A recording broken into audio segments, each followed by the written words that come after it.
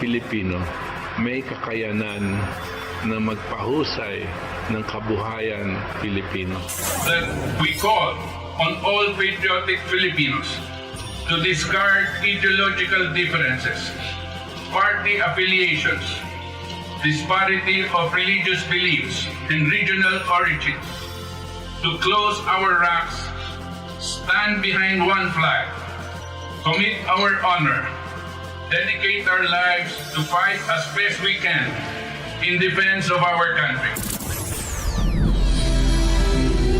Ang ating katipunan.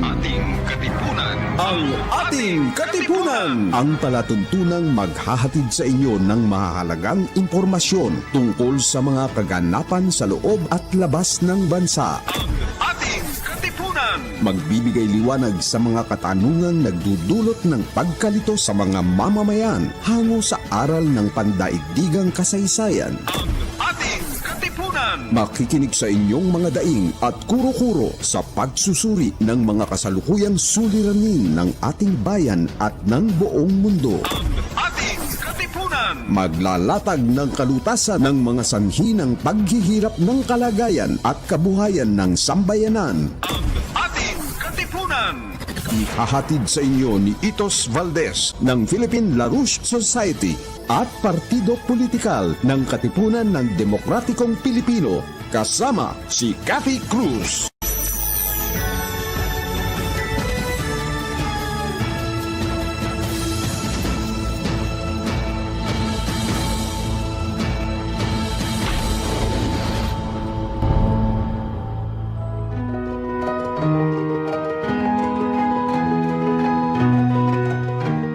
Oras sa hudyat, 2 minuto makalipas ang ikapito ng gabi, Philippine Standard Time.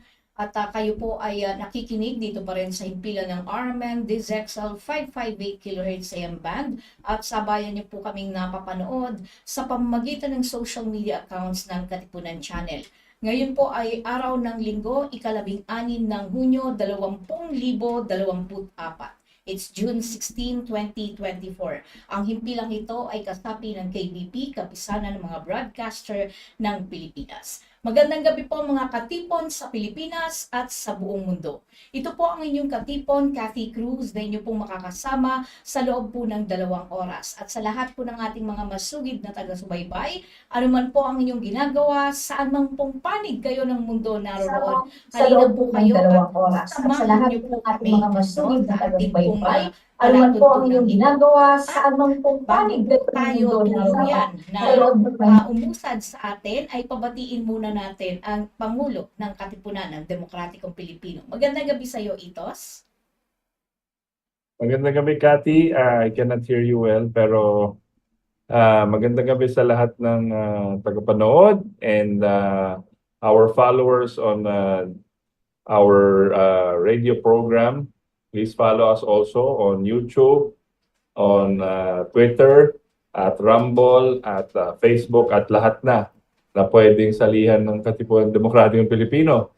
At medyo nag-iigpit na yung mga ating mga kaibigan dito pag hindi nila gusto ang lumalabas. Pero tayo, maninindigan po tayo na ilabas ang katotohanan para po sa mamamayang Pilipino. Good evening. Thank you, Itos. At syempre, katulad po ng lagi po nating sinasabi sa inyo, no?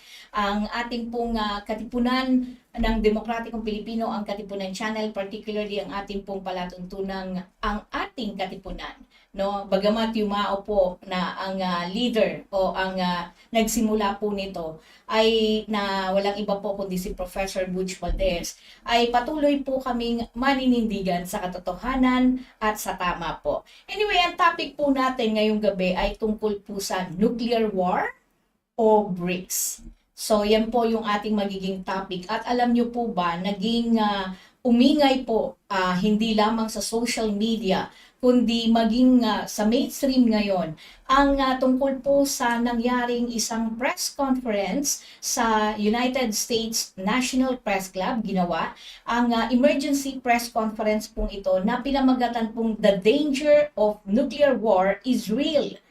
and must be stopped. Yan po ang theme, no, ng press conference, emergency press conference na itinagawa po ng Schiller Institute. At ilan po sa mga masasabi nating talagang matatapang at mga eksperto po, no, sa iba't ibang larangan ay ang mga tagapagsalita po na sina Scott Ritter. Siya po ay ang former UN Weapons Inspector and US Marine Intelligence Officer. Bukod po dyan, nandyan din po ang dating senador po ng US na si Richard Black.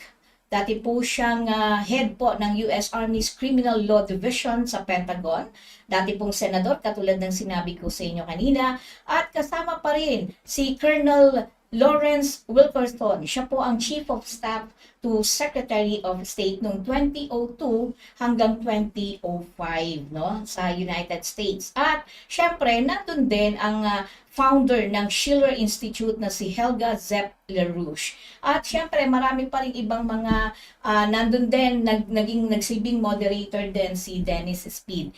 Anyway, siguro ito magandang iparinig natin ang isang mahalagang excerpt lang, no, dito sa naganap na emergency press conference ng Schiller Institute na kung saan po ay dinaluhan po ng inyong lingkod at nagkaroon po tayo ng magandang pagkakataon na makapagtanong po sa mga eksperto pong ito. Panoorin po natin. Okay, we're going to take one final question, which is from the Philippines, and then we're going to have some will probably be more than interested after this discussion that there's an organization called the International Peace Coalition. The person who convenes that each week is Anastasia Battle, who's here to my left, and I'm going to have her say something about that at the very conclusion. I think there's 1,700 people still with us. All of you are invited, if you are people of goodwill, which we presume many of you to be, to seek us out and become part of that action. So we'll go to the final question, which I mentioned is from Philippines, and it is from Maria Catherine Suba from Radio Mindanao Network. Yes, good afternoon, everyone. It's already 2:57 a.m. here in the Philippines. I am Maria Catherine Cruz Suba, a freelance broadcaster. I am a co-host of late Butch Valdes with Itos Valdes in Radio Mindanao Network DZXL, ang Ating Katipunan show. My question goes to Mr. Scott Ritter. As a former UN Weapons Inspector and US Marine Intelligence Officer, and actually to anyone else who wants to answer, a proxy war is being orchestrated in this part of the world, our country, the Philippines. Our country is actually being used by the US in its intent of war against China. And according to geopolitical analysts, the Philippines will be the next Ukraine. The Philippine President Ferdinand Marcos Jr. has allowed additional 9 EDCA sites, or more appropriately, 9 US military bases all over the country. The armed forces of the Philippines seem to be following orders from their US counterpart. Drumbeats of war is being heard almost every day. Xenophobia is being propagated on mainstream media. Almost every week, there's an incident of Chinese Coast Guard that water cannons a Philippine vessel at the South China Sea. Do you think a false flag operation can happen here as tensions are getting worse? What do you propose for this to stop? Thank you. Well, thank you very much for the question. Just so you know, I have a little bit of background in the Philippines. In 1986, I was deployed there as a platoon commander to reinforce the Subic garrison after the fall of the Marcos regime. There was concern about the new People's Army. So I have a warm spot in my heart for the Philippines. Let's build upon what Colonel Wilkerson had said earlier. The United States is incapable of fighting a sustained conflict against a peer-level force. The United States cannot fight and engage China and win. We will not beat the Chinese. We cannot beat the Chinese, and we know this, and yet we're using the Philippines to create the conditions of potential conflict with the Chinese. Please understand that for the Filipino people, this is a recipe for disaster. You think America is your friend. So too did the Ukrainian people. And they are dying by the hundreds of thousands. Friends don't let friends die in those quantities. The Ukrainians have been displaced by the tens of millions. Friends don't let friends have their cities destroyed in this manner. Friends don't let friends have families separated, have mothers and children destined to a life of refugee status in perpetual poverty. That's not how friends behave. America has never been the friend of the Ukrainians, and we are not the friends of the Filipinos. We don't like you. If we did like you, we wouldn't be doing this to you. We are using you. You are a tool, nothing but a tool, and when the tool ceases to be useful, we will discard you. And discard you means usually after a war that devastates you. We are using you to gain some sort of momentary leverage over the Chinese. We will fail. The Chinese will win, and you will be destroyed. End of story. It's high time the Filipino people pressure their government to start sitting down and engaging the Chinese government responsibly. China is not your enemy. China is your neighbor. China is your friend. China doesn't want war. And if you would engage China in diplomacy, and as we've all indicated here, America has long since lost the skill set necessary to carry out diplomacy, but the Filipinos, the Philippine people can reignite this, to relearn it, to use this skill to prevent a war. But if you continue to behave as colonial subjects, and I know that's a sore subject in the Philippines, because you were the colonial subjects of America. We still view you as our colonial subjects. We don't like you, we don't care about you, we just want to use you. Grow up. Grow up and act responsibly. Take control of your own future. America is not here to help you. America is here only to use you until there's nothing left, and then we will discard you on the trash heap of history. I must tell you, I spent a lot of time in the Philippines and came in off the carrier Iwo Jima, the Valley Forge, the Guadalcanal, and both, Scott would agree with me. Americans have a tremendous love for the Filipino people. I would say two of my very, very closest friends are from the Philippines. And we really wish very much that you were not in this posture. But I think it's very important for the Philippines to be clear-eyed in what's going on and not to be led down the path by bellicose military people from the United States. You're talking about small islands. I wish China were not engaged in that particular policy. I tend to be sympathetic towards them on many things, but less so on that one. But at the same time, I think you've got to make sort of a cold, clear-eyed assessment and say, look, it's not worth a war with a great power for the Philippines to engage in combat over those small islands. But I do agree that it is time to use diplomacy and to attempt to resolve the issue. Whatever you do, do not simply become a tool of the United States and be led into an armed conflict that ends up in disaster for the Filipino people. Because if you do, you will break the heart of a whole lot of us who just dearly love the Philippines and the people of the islands. Okay, so we're at the point of summary remarks. I want to start with Larry Wilkerson. And of course, if there's anything you wish to address that hasn't been addressed already, please feel free to do so.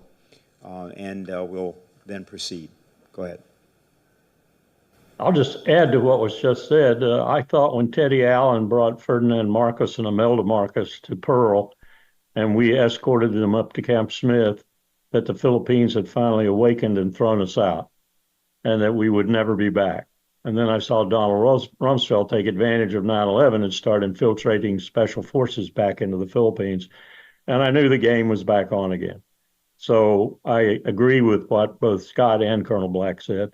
There's a lot of affection on my part for the Philippines too. But you should grow up and not need the United States and not put the United States and China at loggerheads over your dead body, because that's what it will be about. The topic here today was nuclear weapons. And I'll just say this again, the most likely state owning nuclear weapons today to use those nuclear weapons again is the United States. And we have put ourselves in that position and in that posture by our incompetence at the other skill sets, most prominently diplomacy, necessary for the relations of nations. We are not a very competent, in any vein of diplomacy, entity anymore. There's an old principle of the relations of nations called conservation of enemies. Simply stated, it says that a prudent state never has any more enemies at any one time than it can handle. We have 3.6 billion and growing every day, probably by 100 million a week, people who hate our guts, who detest us, who are fed up with us, who think the rules-based order is our rules and orders to them. That's not going to last. It's not going to preserve us. It's not going to preserve our empire in any way, fashion, or form. So if we don't change very quickly, we're going down. And what I would advise people like the Philippines and Australia and other of our good allies over this last 50, 60, 70 years is to check your six really closely and see what you can do to make accommodations with the other powers in the world, most prominently Russia and China, but India is big time in there too. India will be a replacement for China if she just keeps her act together for the next 20 years. And then we'll have those two countries at loggerheads. But you're looking at a dying empire. You're looking at a dying empire. And if we don't do something about it, we're going to have a really bad death rather than a death, say, like Britain had, where she is still around.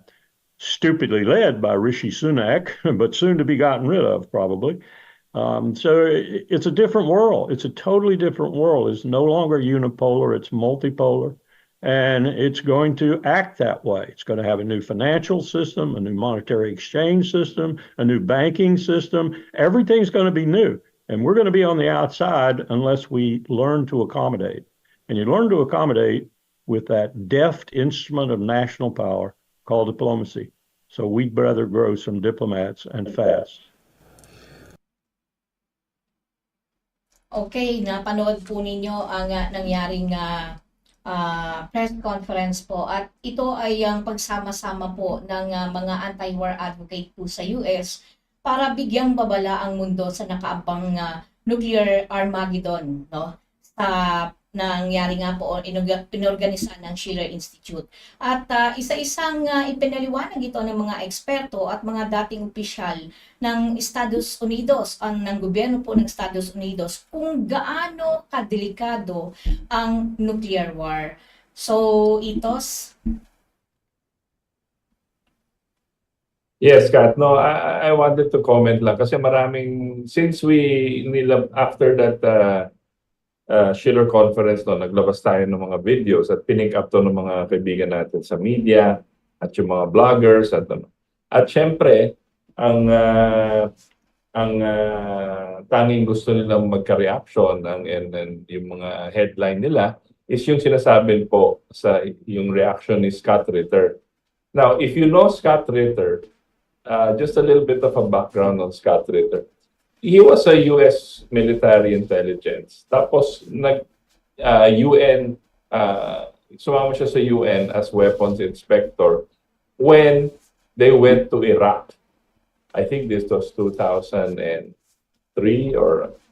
Kasi, ang pinapalabas dati, kung maalala po natin lahat, dati, itinutulak ni George Bush at yung mga US establishment, ng gobyerno ng US, na ang Iraq ay may weapons of mass destruction. At kinumbinsin nila, kasama na yung si Tony Blair, if I believe, ng Prime Minister ng England at yung mga iba ng Germany at lahat sa UN na kailangan pasukin ang Iraq at ibomba ng UN. So kinukumbinsin nila na ang Iraq ay may weapons of mass destruction. Ngayon, itong si Scott Ritter na pumunta doon, dahil sa integridad po niya, sinabi niya na wala silang tinatagong UN weapons. Mula noon, siniraan na siya sa media, tas may mga kaso siya na pinataw sa kanya. Okay? So this was in maybe 2010, 20.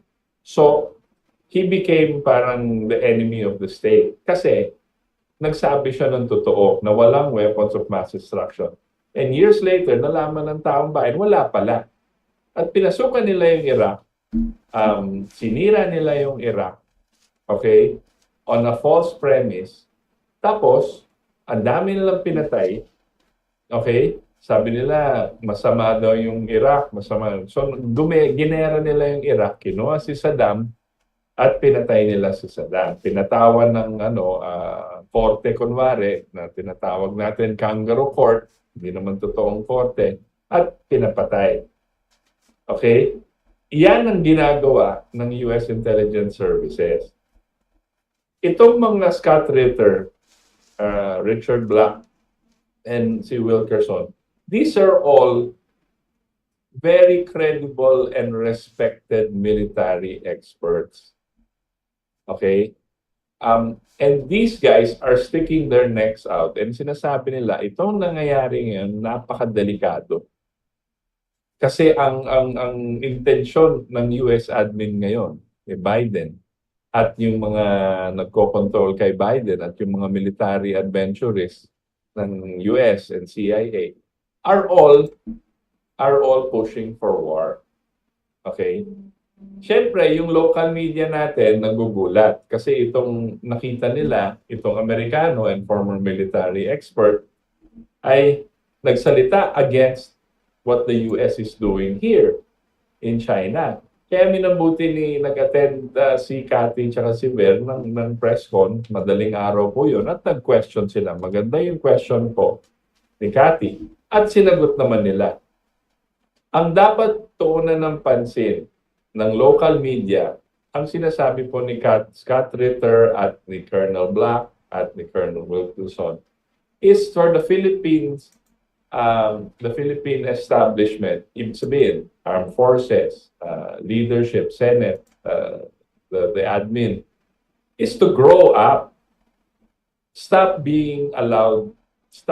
allowing yourselves to be used for this kind of military adventurism na hindi tayo magbe-benefit from. Okay, yan ang dapat tuunan ng pansin ng media. Hindi yung hirit ni ang style ni Scott Ritter, gisingin po tayo. Kaya ganyan siya magsalita. Para siyang sinatawag na tough love. Para matauhan po tayo. Okay? At kakatuwa nga may nakita ako mga reaction sa mga ibang video, bayad daw si Scott Ritter ng China at Russia. Yan, partly yung mga nagsasabi niyan, partly, I would say, they're trolls, number one. Number two, tanga. Mga tanga sila. Hindi sila nag-iisip. Kasi ang nasa utak lang nila, China bad, US good. Yun lang. At wala na silang maisip na Ibig sabihin, hindi sila nagbabasa ng history, hindi sila nagbabasa ng Yun po. At yung mga eksperto natin na ini-interview dyan sa mga media, mainstream media, I'm sure nagugulat sila na may mga ganito. Kasi yung tinatawag nilang expert advice nila is really just propaganda from one side. Okay, so it was a good interview at kinakalat na ngayon, and the Filipinos should learn from this. And kung napansin niyo, gusto ko lang may emphasize Yung tatlong yan, sinasabi nila ang dami nilang experience sa sa Pilipinas in different parts, in different eras, and they have a soft spot for the Philippines. Naiinis sila. Kaya sila ganyan magsalita. Naiinis sila kasi ginagamit na naman tayo. Yan ang lumalabas niyan. Okay? So I think we should take it as a mature people. We should look at it that way. Na parang grow up nga. Huwag na tayo magpagamit. Engage as an adult with the US and China. And diplomatically, sabi nga ni Scott Ritter, yung US di na marunong mag-diplomacy. Puro gera na lang. Yan ang natutunan nila. Pero ang Pilipinas, baka pwedeng to engage as equals with China and the US na parang ayaw namin ng ganito na lang. Hindi yun po yung sunod-sunuran. Gusto ko lang ma-emphasize yun. And that video has been trending and going around with views. A lot of people are picking it up. And it's good kasi para siyang nakakagulat na may ganito. And I would encourage rin yung mga kaibigan natin na nanonood o nakikinig, mag-research po tayo. Pumunta tayo sa X, pumunta tayo sa YouTube, maghanap tayo yung mga links na binibigay po natin at nakikita nyo.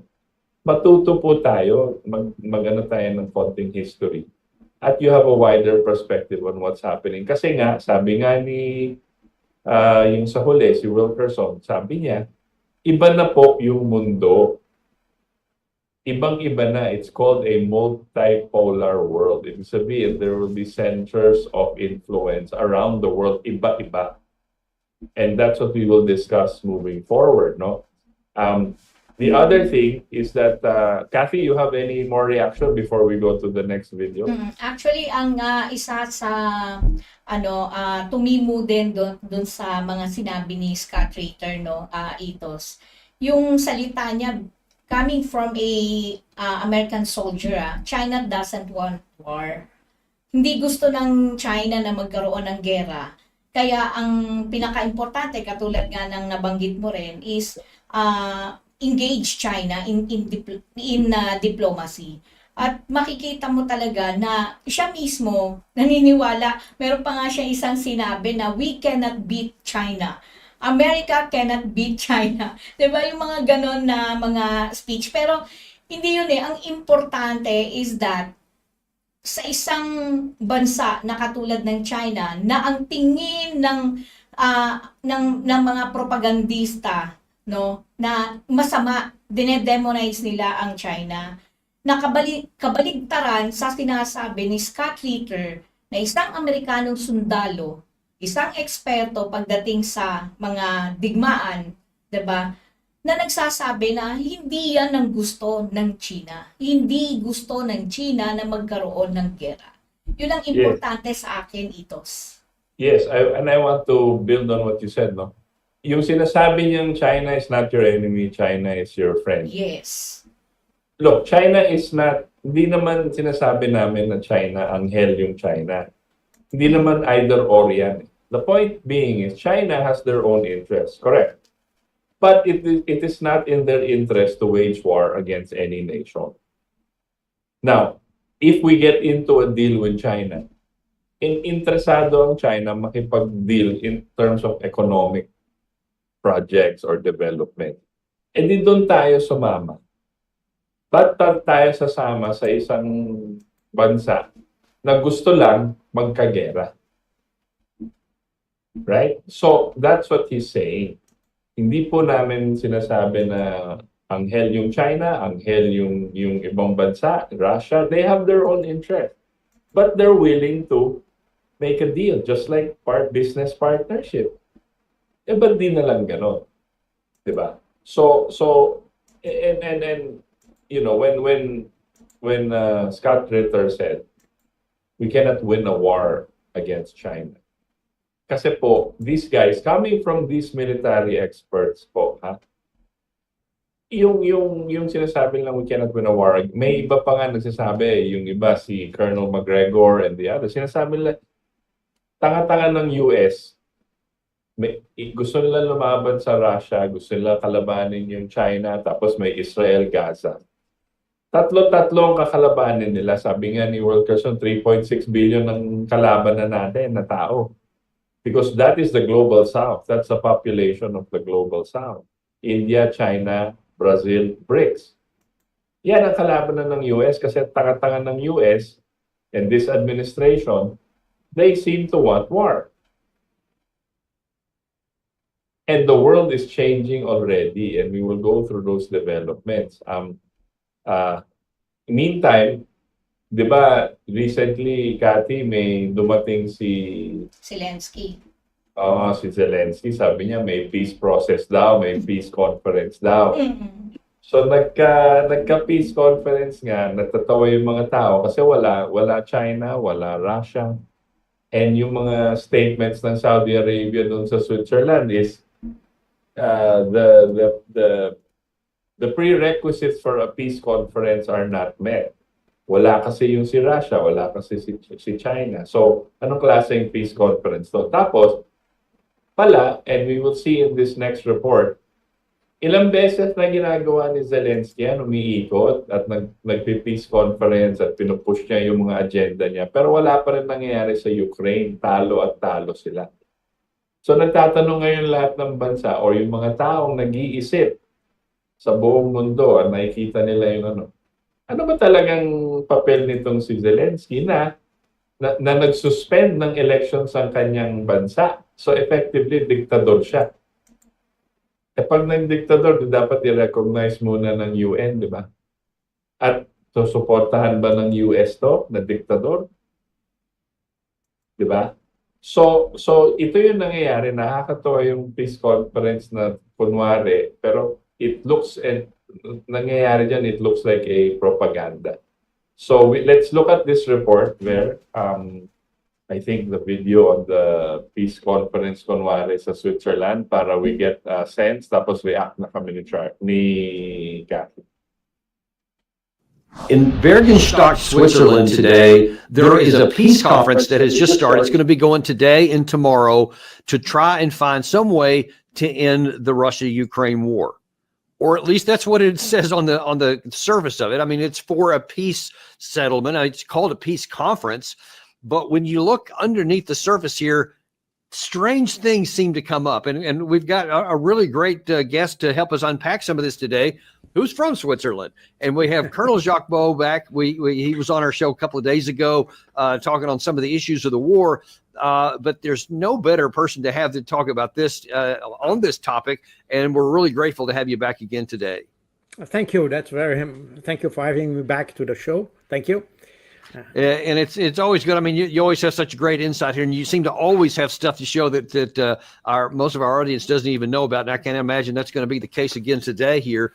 But I want to kind of set the stage for what we're going to discuss here, because this is the strangest peace conference that's with that title I've ever seen in my life. Because ordinarily, one would think, if you've got a conflict and you've got side A and side B, and you want to have a negotiated settlement to end it, and a just peace, which is a phrase I've heard, you would think you would have the two sides sitting there and potentially some other sides as well.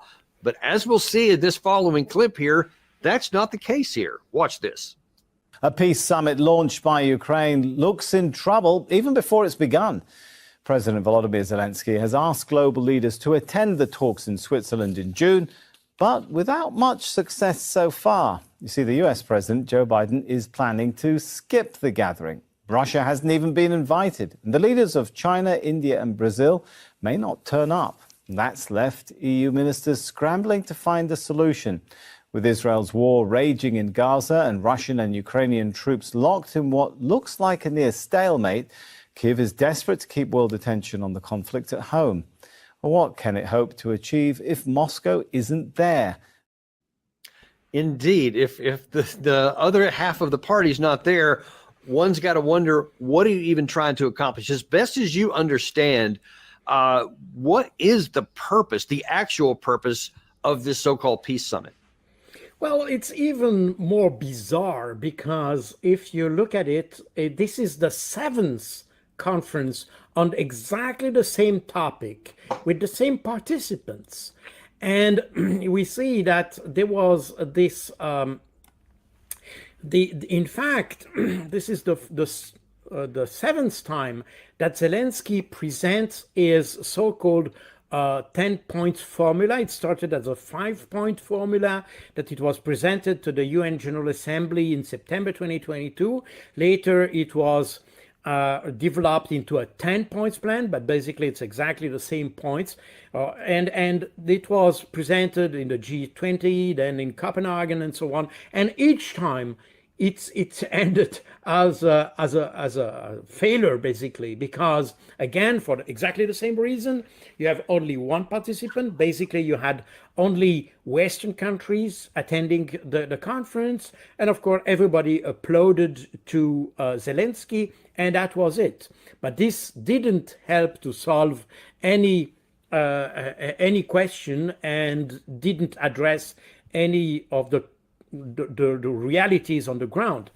If you look at the points, in fact, you can see that probably I presented that on this channel. I don't remember, but in any case, these are in essence the 10 points that are developed in this peace formula. I don't want to go each of the point. It's sufficient to say that almost each of these points are based on a resolution of the UN.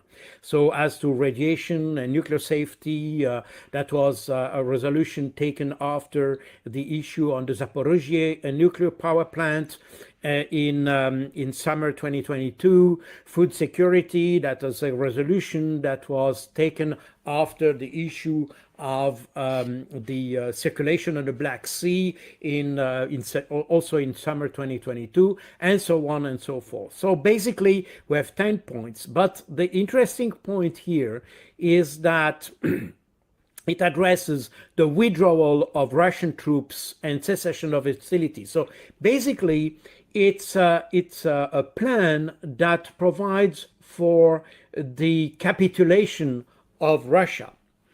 And we have to probably to understand that, because it's totally disconnected from the reality on the ground. But the explanation of that is that this plan was first designed before the so-called summer offensive that we had in summer 2023. And it was expected, at least on the Ukrainian side and probably on the Western side as well, that this counteroffensive would lead to the disruption of the Russian forces in Ukraine and eventually lead to victory. And that, on this basis, this plan or this formula was designed. As a result, in that context, with the anticipation of a success, then you can understand the setup of the setting of this plan. The problem is that, as we know today, the counteroffensive was never successful at no point in time and didn't bring any success. In fact, at the end of the counteroffensive, even as it was reported by the New York Times, the Russians gained more territory than the Ukrainians. So basically, absolutely no success. The problem is that Zelensky kept exactly the same plan. And he presented this plan in Malta last year, and the Swiss government offered to discuss the plan once again. Yeah, and I actually wanted to ask you about that, because I cannot understand, why would the Swiss government want to put their name and their credibility and their reputation that they've got for decades, even centuries really, of being a peacemaking kind of entity, but there's something that can't lead to peace. Why did they agree to do this when they knew it wasn't going to include Russia? Well, thank you for asking the question. And even though I'm Swiss, I'm not able to answer it.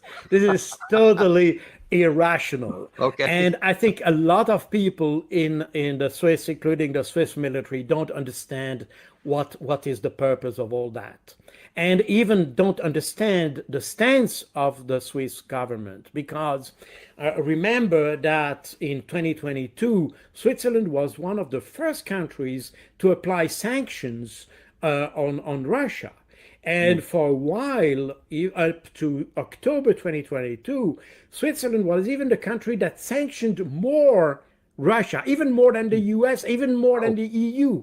Didn't know that. So it's absolutely incredible. Today, as of today, the last figures of June 2024, Switzerland is the third most sanctioning country over Russia, even more than the EU, even more than Canada or Australia. No, not Canada. I think Australia, and probably more than the UK, and more than Japan, and so on. So this is totally incomprehensible from a Swiss point of view, because Switzerland has always managed to be neutral, and as you know, neutrality was even imposed to Switzerland in the early 19th century. And since it was imposed by the so-called big powers, or great powers as they were called at that time, like France, Germany, Italy at that time, and this neutrality was considered as recognized or acknowledged by everybody. And that's the reason why this neutrality was never violated during World War I and World War II. But somehow, and even during the Cold War, we managed to be neutral, even if we were closer to the West than the East, for obvious reasons. But in any case, we managed to keep this neutrality. And today, with this conflict in Ukraine, everything has been thrown overboard, and the neutrality basically doesn't exist anymore. And as the Ukrainian government, by the way, asked Switzerland to represent their interests in Russia, because we have an embassy in Moscow, of course, and the Ukraine and Switzerland asked to be acknowledged to be representing the Ukrainian interest in Moscow. The Russian foreign ministry refused to say, well, why should we accept that you represent Ukrainian interests? You are supposed to be neutral.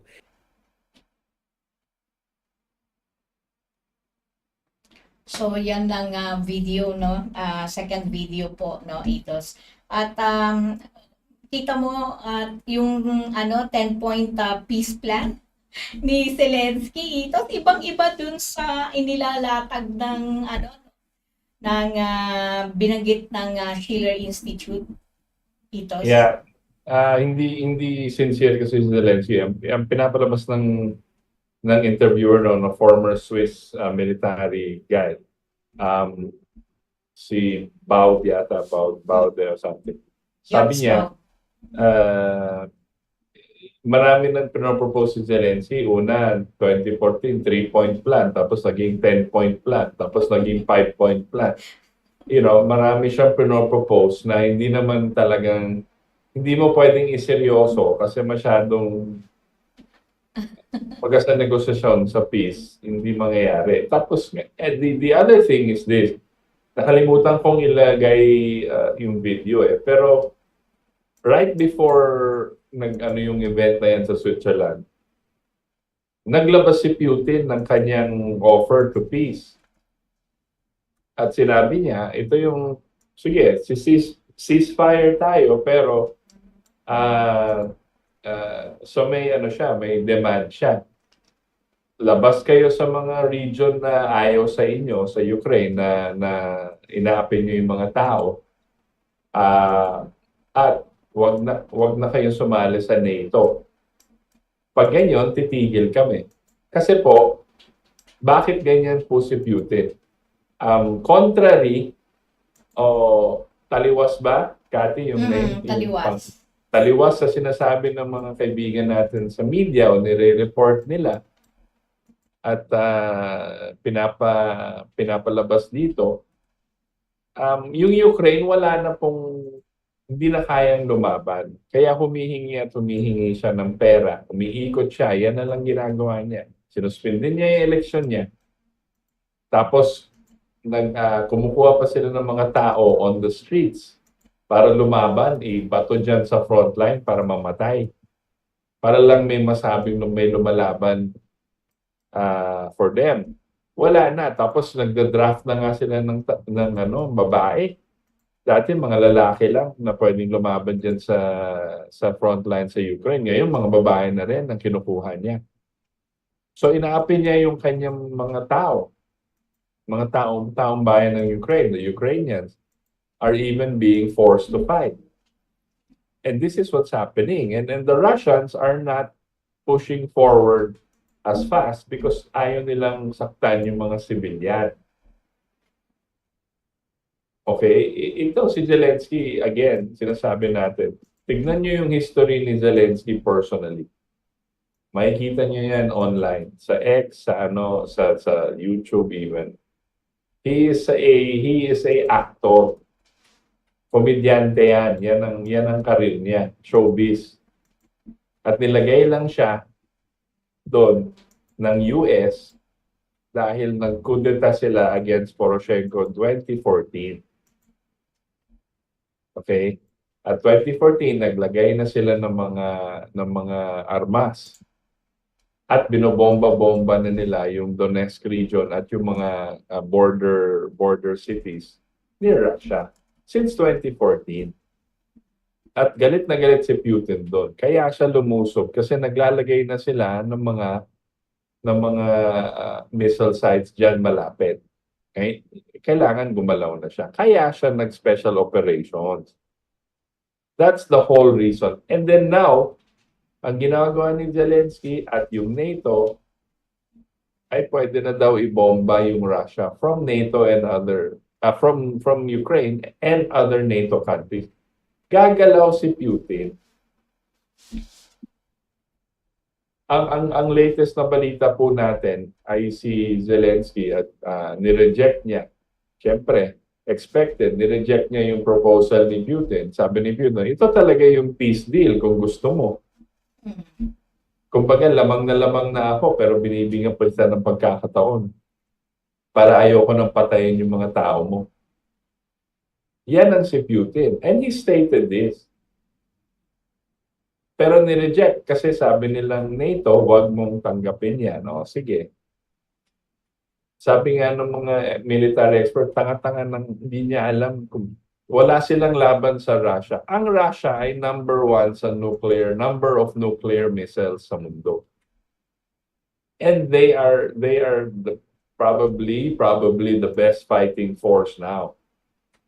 Hindi na yung Amerika. Yan ang sinasabi ni Colonel ni Scott Ritter and the rest. Hindi kaya ng Amerika, hindi tayo sanay lumaban. Sanay tayo lumaban sa mga third world countries. Pero against a real power like Russia and China, mahabaan yung digmaan, hindi natin kaya yung ekonomiya natin sira. Russia is probably the number 1 exporter of oil now sa Europe and the rest of the world. And China is number 1 manufacturing. Paano mo tatalunin yan? Remember po, ang nanalo po ang US sa World War II dahil sa manufacturing. Number 1 sila sa production and manufacturing ng goods and services. Kaya sila nanalo. Kasi yung gera, hindi po isang beses lang. Pero ngayon klase yung gera, and ngayon, because it's nuclear, pag gumamit ng nuclear, either tactical or conventional, delikado na po yan. Yan ang sinasabi ni Putin. Huwag nyo kaming takutin, sasabihin ni Putin. Hindi kami takot manggamit ng nuclear kung pupwersa nyo kami. Kaya po nandito na tayo sa malapit na sa World War III. We've never been nasa. And the other news dyan sa Twitter po, nagmo-mobilize na yung NATO forces, nagpapadala na ng mga soldiers yung iba't ibang countries sa mga border ng Russia. Alam po ni Putin yan. Alam niya at naghahanda na sila. Delikado po tayo. Kasama po tayo dyan. Diba? Again, we were warning of this na matagal na. So that is that is where we are, and that is where the updates on those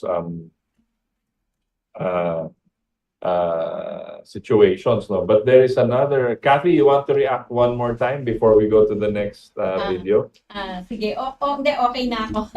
Okay. Excited ako Okay. sa susunod na video eh. Tapos, on top of that, nag-iba na yung financial system ng mundo. Okay?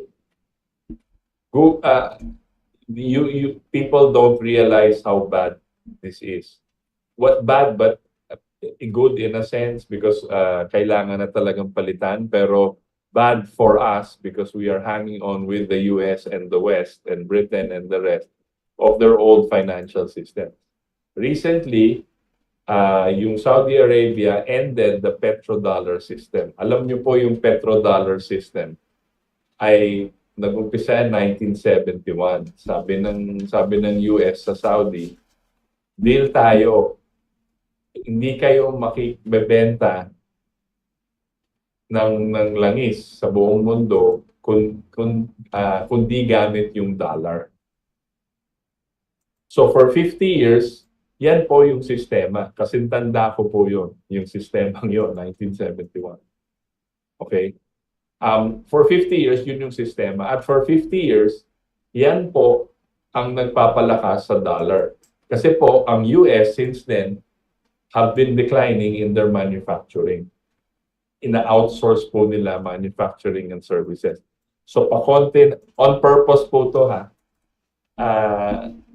pakonti ng pakonti, pababa yung kalidad ng US in terms of manufacturing. And now, Saudi Arabia says, we are not renewing that arrangement. We will end that 50-year arrangement.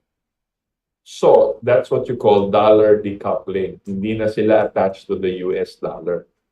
And that goes to China and Russia also. Now, you can buy oil by many different currencies. So, yung tinatawag nilang petrodollar system na siya nagpapalakas sa US dollar for the past 50 years is now dead. And I'd like to show this report because this is like an earthquake or tsunami or a nuclear bomb in the financial world because it affects all transactions, institutions based on that 50-year system. At nakakatuwa kasi yung mga bangko dito at yung mga business at yung mga ano dito, walang nagsasalita about that. Yung mga analyst dito sa Pilipinas na napakatalino kuno, hindi nila dinidiscuss po yun. That's probably the biggest news. And the BRICS is coming up. The BRICS is real. The BRICS is here.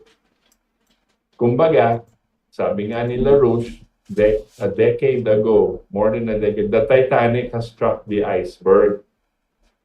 Either malunod tayo kasi matigas ang ulo natin or punta na tayo sa lifeboats na BRICS.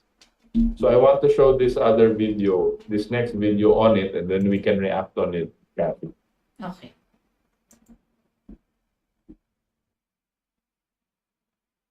Well, everything is changing quickly for the US dollar, and in this past week we've seen two major events that are going to completely change the future of our world. The first event was the announcement of a new BRICS payment system that will in fact challenge the status of the US dollar in international transactions. But what's even bigger is the shocking announcement that after a 50-year run, the agreement between the United States and Saudi Arabia to export oil exclusively in US dollars has officially ended on June 9th, 2024. And guess what? The Crown Prince of Saudi Arabia has decided to not renew its partnership with the US and instead will open up the Saudis' lucrative oil trade to other countries and currencies. Trust me, this is a massive blow to the status of the US dollar as the world's reserve currency. For the past 50 years, the US government has mandated that oil must be sold exclusively in US dollars, elevating the dollar status as the world's reserve currency. It was honestly one of the most lucrative decisions the US government has ever made. But a world in where America is the sole superpower is officially over. Earlier this week, Reuters reported that Saudi Arabia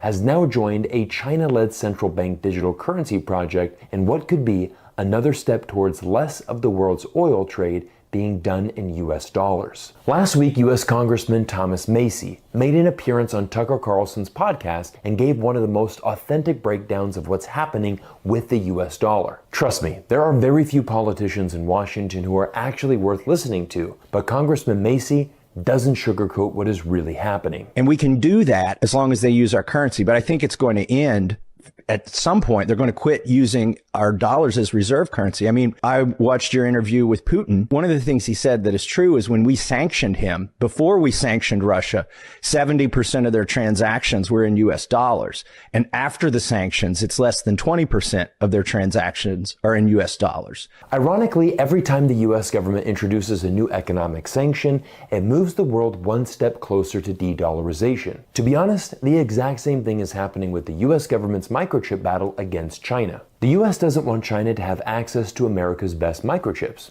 so in turn, they sanction China. But what does China do as a result? They invest in their domestic microchip industry, and within a few years are quickly closing the innovation gap. The best thing to ever happen to the Chinese semiconductor industry was getting sanctioned by the US government. This forced China to change and get stronger. If the US government continues to weaponize the US dollar and enforce sanctions, it opens the door for much larger problems. And we're also sending a really clear signal, which is the dollar's not safe for you. Right. It's the reserve currency because it's a safe haven, because it's a stable country. It's the most stable country in the world, and we're not going to weaponize the dollar because that would be shooting ourselves. But suddenly we are. Of course, we can see this unfolding in real time as well. Earlier this week, Joe Biden and French President Macron reached an agreement to use the profits of frozen Russian assets to send additional funding to Ukraine. This is a dangerous move from the US and French governments because it not only violates international law, but it exposes how much at odds Western leaders are with their populations on Ukraine. Last week, the Institute of Global Affairs published this groundbreaking study which reveals 94% of Americans and 88% of Western Europeans believe that NATO member countries should push for a negotiated settlement for the war in Ukraine. Literally 9 out of 10 citizens in both Western Europe and the US want this war in Ukraine to end, but our democratically elected officials, who are supposed to represent the people they serve, have other plans. Once again, this strategy will be a disaster for Western governments over the long term. But one of the things we recently did in Congress, we passed something called the Repo Act, where we said we're just going to seize all of Russia's sovereign assets in the United States. Well, it turns out a lot of that is treasury debt that they've agreed to buy so that they can hold dollars. When people see that we've seized their money that they gave us in exchange for these treasury notes, then other countries won't want to buy our debt. As I mentioned before, the US government has weaponized the dollar to the point where other countries are watching and are concerned about the long-term effects of holding too much dollars. One of those countries is, of course, China, who was once the largest holder of US Treasury bonds. At its peak, China held over $1 trillion worth of Treasury bonds, but after the US launched a trade war against China, China has shifted their strategy. They no longer want to hold excessive amounts of US Treasury debt and are now offloading these debts in exchange for gold. China is not stupid, and it knows it could be a future victim of US sanctions itself. You know, we probably wouldn't seize Great Britain's assets, but I could see us seizing China's assets. Why would, I mean, that seems like theft.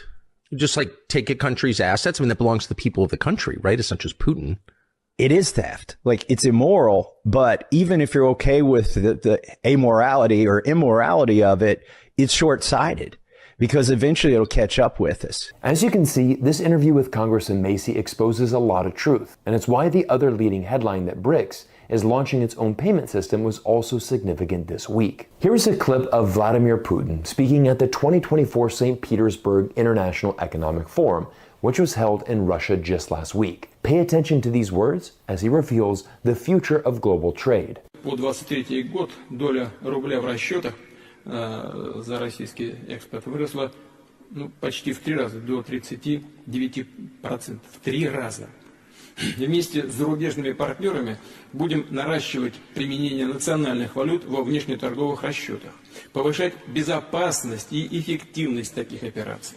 В том числе по линии БРИКС прорабатывается формирование независимой платежной системы, не подверженной политическому давлению, злоупотреблениями и внешнему санкционному вмешательств. Now, if you listen exclusively to Western media, you probably will believe that Russia has been cut off from the outside world and that their economy is finished. But over 17,000 participants from over 130 countries attended this economic forum in Russia, as Putin laid out the future of the BRICS plan for global trade. Remarkably, just a few days after this economic summit, Russia held another meeting, which brought together the foreign ministers of each BRICS nation to outline the future goals of the organization. In total, there were 54 points addressed during this meeting, and I've read the entire report, so you don't have to. Here are the top 3 most important takeaways. Number 1, a new financial system. The BRICS organization wants to reform the entire global financial system to enhance the voice of developing nations and improve their access to international financial institutions. Under the current US dollar system, every country is under the mercy of the US government, and this remains the biggest motivation for BRICS. Create an independent payment system that uses local currencies in trade, and one that is free from US sanctions and outside political pressure. Number 2, Israel-Palestine. I want you to look at this map, which shows the countries who recognize Palestinian statehood. Around 88% of the world's population lives inside these green countries, and this map is almost identical to the countries who also support de-dollarization and the rise of BRICS. The war in Gaza has become the latest political issue separating BRICS and the United States. The US will of course always support Israel, and quite frankly has proved useless in ending the war in Gaza. But the BRICS alliance will fight back and pursue a path of statehood for Palestine, something that once again 88% of the world's population wants to see. And number 3, the end of US sanctions. Now, the BRICS foreign ministers didn't specifically name the United States, but this point leaves no doubt as to who they were referring to. The ministers expressed concern about the use of unilateral coercive measures, which are incompatible with the principles of the Charter of the UN and produce negative effects on economic growth, trade, energy, health, and food security, notably in the developing world. What I want everyone to realize is that once you remove yourself from the Western media bubble and start to observe global trends, you'll notice the majority of the world are united in what they want. They want economic freedom, and this is why a shift away from the US dollar has begun. They want equal treatment, and this is why 88% of the world once again supports Palestinian statehood. Finally, they want a multipolar world where countries can do business and transact with as many nations as possible. Once again, this is why Saudi Arabia, who is also considering a full BRICS membership later this year, is opening up their oil trade to more countries and currencies around the world.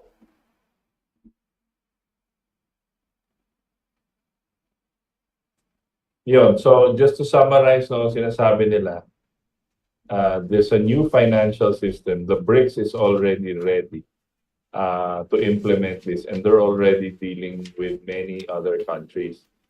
And what they want is there's not one currency that they would use as a reserve currency. When you say reserve currency po, ay yun yung parang pinakamalakas na currency sa buong mundo. And for last 50 years, it was the US dollar. Ngayon po, dahil sa pagbagsak ng US economy at pagtanggal nila, pag nag-outsource sila at pag tinanggal na nila yung manufacturing base nila at yung mga ang malakas na economies ngayon ay Russia, China, and India because they have manufacturing and they have agriculture and everything. So their currencies lumalakas. Ang currency po, again, emphasize po natin, ang pera mo is only as good as what your country produces. Okay? So yun yung strength ng isang currency ng isang bansa. Hindi dahil marami tayong OFW kaya malakas yung currency natin. Fake po yun. Yan ang mga henyo ng mga ekonomista na sinasabi, pinapaganda lang yung pagkabenta natin sa mga tao natin sa labas. But we're not producing anything anymore. So the peso the value is even fake. It should be less, much less. Relative to the dollar, maybe relative to the Chinese renminbi and even the Russian ruble. But the nice part, itong magandang development na to, itong bagong financial system, you can transact based on your own currency. So they will put together what they announced, sabi ng BRICS, is they found out, and they did because of their analysis and their design of the new financial system. Meron isang reserve unit na magiging BRICS unit, parang ganon, where they will peg a value where countries can trade. Marami pang sumasali sa BRICS at baka sumali na yung Saudi Arabia diyan sa samahan na yan. And this is the most significant change. Nawawala na po yung tinatawag natin West, the global West, which is the US, Britain, at yung Atlantic countries. Germany at lahat, mahina na po sila kasi namili sila ng gera kaysa sa development. This is happening over so many decades already. And this is very significant to the trade. And again, our economists and our central bank and our supposed experts are quiet over this development. And yung mga fellow media members natin, dapat yan ang tanongin nyo sa mga press con. Diba? Yun ang unang tanong. Saudi virtually ended the petrodollar. How will this affect our Philippine economy, our trade, and our dollars in the central bank? Kasi ngayon, yung value ng dollar bumababa na. Kasi yung demand hindi na ganun kataas kasi hindi mo na kailangan bumili. We can buy Russian oil diretso sa Russia. We don't have to go through the US dollar. We don't have to exchange our peso with the dollar bago makabili. We can just exchange peso to ruble. We talk to Russia and say, bibili kami ng oil. Diba? Kung ang presidente, yung presidente natin, nag-iisip ng ganyan, hindi ganun kahirap ang taong bayan ngayon. Okay? Because now he sees what's happening in the world and then mag-act na siya. Because this really affects. What will happen in the near term is in the US, prices will go up. Mag-hyperinflation po sila. Yan ang iniisip kong pwede mangyari dahil yung kanilang trade agreements, yung dollar, bumababa na kasi yung countries will not now want to use the dollar. And therefore, pag hindi na ganun ka-attractive yung dollar, bababa yung value ng dollar vis-a-vis the trade with other currencies, mahihirapan na yung US. Yun ang nakakatakot. Nakakatakot para sa atin kasi kapit-tuko tayo sa US. Kung anong gusto sabihin ng US and Biden, dun tayo susunod. Again, the Titanic, tinamaan na yung iceberg. Anong gagawin natin? Cathy, comments? Oo.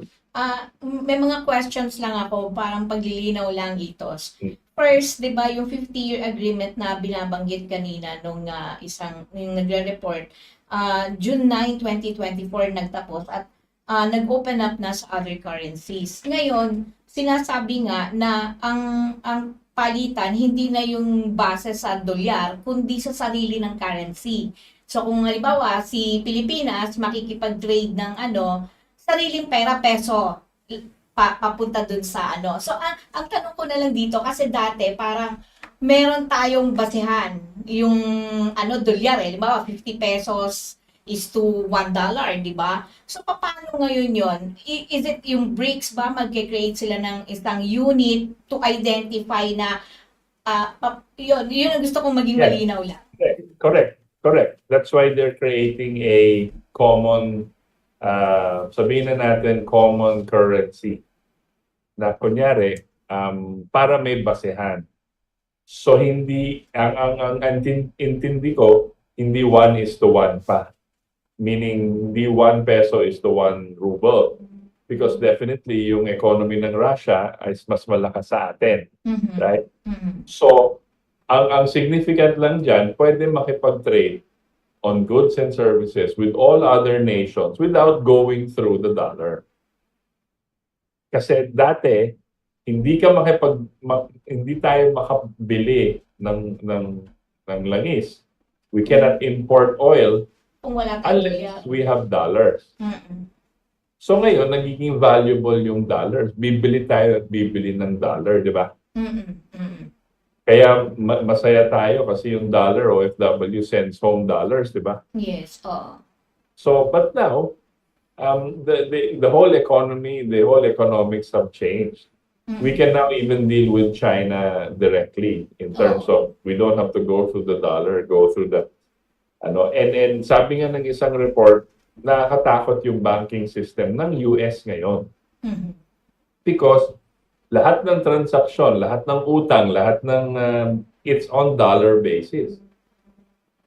When the demand falls or the dollar's value goes down, lahat ng transaksyon na yan, hindi mo na alam kung saan pupulutin. Because the BRICS now is moving towards creating a new financial system that will, based on their statements, that will value each nation's currency accordingly. So we don't have to lean on only one currency.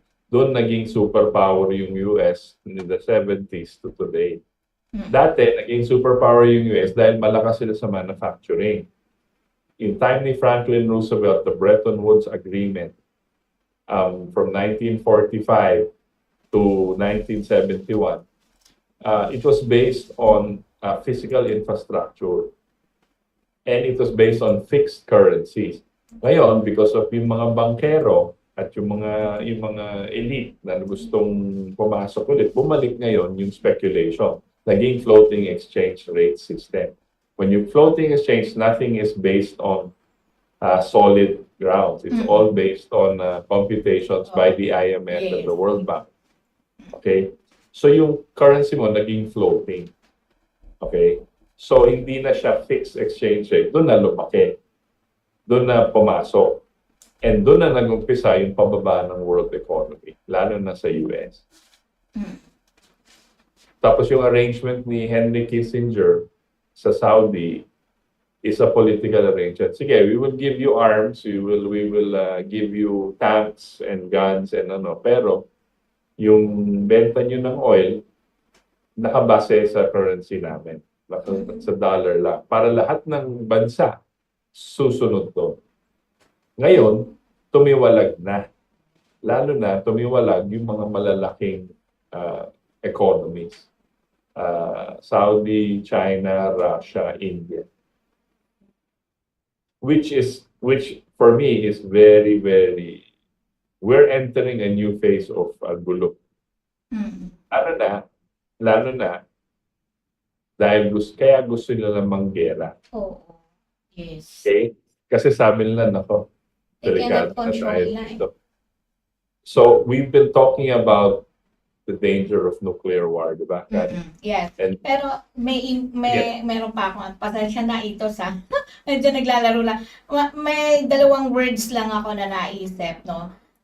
One is, base dun sa pagpapaliwanag mo, Itos, nakikita ko na kung ang magiging basehan mo ay yung napoproduce ng isang bansa, no, para makipagpalitan ka kung kumbaga sariling currency mo na ang iyong ipambibili, di parang mas maiengganyo ngayon ang lahat ng mga bansa na paunlarin ang kanilang o palakihin ang kanilang production para tumaas. Meaning, magkakaroon ng development, magkakaroon talaga ng production. Manufacturing industry, that's one. Ngayon, ang bigla lang pumasok sa isip ko nung sinabi mo yung fixed exchange rates. Naalala ko lang kasi kaibang-kaiba dun sa floating na pinapairal nila ngayon. Is it possible ba na ang floating exchange rate ay mabalik dahil dun sa sistemang correct me, parang it's possible na bumalik yung fixed exchange rate. Yes. At floating. Floating na tayo ngayon, di ba? Floating. Pero dahil sa gagawin ngayon na sarili mong currency, is it magiging fixed na? Pangalawa is, di ba yung nung araw, barter kasi ang ginagawa, produkto sa produkto, palitan. Yeah, pero that was long before there's an international system, no? Financial system. Kailangan pa rin yung international financial system. Kailangan pa rin yung currencies. Pero, you have to fix it, lalo na kung gusto mong i-rebuild yung mundo para secure at steady yung pag-angat ng mundo. Kunyari, Kung hindi ka sigurado kung anong value ng currency mo next year, ba't ka mag-i-invest na malaki sa manufacturing o agriculture, di ba? So, kasi yun pang long term yun. Pero if it's a fixed exchange rate system, na the world can operate on this kind of financial system na fixed, you can plan 20 years ahead, right? And the banks will follow that kind of system. Ang mawawala lang dyan sa mga Bretton Woods and yung mga yung speculation. Yes. Mawawala yung forex trading, which does not benefit anybody. Forex trading is purely speculation, gambling, and it's just to make money. Because aanhin mo yung pagte-trade ng dollar, kung hindi mo naman gagamitin, dito ka naman sa Pilipinas, piniperahan mo lang. Diba? Yeah. So, mawawala yun, which is good. So, just like the Bretton Woods, I think the BRICS, and they mentioned it before, we need to return to the Bretton Woods system. So yes, to answer your question, I'm more optimistic na babalik sila sa fixed exchange rate system. Because the reason they formed the BRICS is because it is a reaction, it is a negative reaction to the floating exchange rate system. At dahil dyan, no, tama ka dun sa nasa isip mo kaya minamadali nila ngayon na magkagulo. Dahil, kumaga talagang hindi na nila mapipigilan, eto na si BRICS Para bang, pero ang maganda dito, is that meron tayong bihikulo, meron tayong sasakyan towards sa peace. Hindi yung totally na blind tayo at hindi natin alam kung ano ang magiging solusyon. This one, because of BRICS. Kung sumama tayo sa BRICS.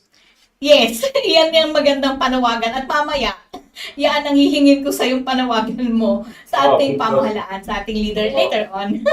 Yes, because if you follow the war, kasi yung delikado po natin ngayon, again, meron pathway. Yun na nga, pinapakita. Kaya yung topic natin ngayon na war or BRICS, di ba? Yes. Because two paths Either you go to the path of the future, which is international cooperation and development and peace, or sumama ka dito sa gusto magkagera para gulo-gulo na lahat. And the path towards the second one, yung gera po, is nuclear. And siguro hindi nakikita ng mga tao, siguro yung mga tao, marami kasing nagpapa-eksperto dyan, not just here, but in the US and all over na sabi nila hindi magkaka-nuclear, hindi tanga yung mga taong yan. Ang sinasabi natin, hindi, tanga sila. Gusto nga nila mag-nuclear war. Ang gusto nila, masira yung mundo, number one, because of depopulation. Number two, para sila pa rin ang mamumuno. So kinakalculate nila, kaya natin manalo. Ganon sila mag-isip. Kaya natin manalo sa nuclear. Pag banatan na, tayong tatayong at tayo pa rin ang maghahari. Ganon sila mag-isip. Okay, so but nobody, I guess, knows the actual pa talaga mangyayari pag nag-nuclear war. And I think this last video, just to emphasize the point of the danger we're in, I think we can look at this. I think it's about 12 minutes. Para makita natin at makita ng tagapakinig natin, marinig nila at mapanood nila ang talagang senaryo na ano talagang mangyayari pag nagkabombahan na. Diba? Yes. There, please play it. If I was a fly on the wall, not that there would be a wall left, what would I, and I was looking at America or the UK after it had been struck by these nuclear bombs by thousands of, Russian or North Korean nuclear weapons, what would I see? What would the visuals be in those minutes after the strike? I describe the first bomb in the scenario that strikes the Pentagon. It's a 1 megaton thermonuclear bomb in painstaking, horrific detail, all sourced from Defense Department documents, defense scientists who have worked for decades to describe precisely what happens to things and to humans. And it's horrifying. But on top of the initial flash of thermonuclear light, which is 180 million degrees, which catches everything on fire in a 9-mile diameter radius. On top of the bulldozing effect of the wind and all the buildings coming down and more fires, igniting more fires, on top of the radiation poisoning people to death in minutes and hours and days and weeks, if they happen to have survived.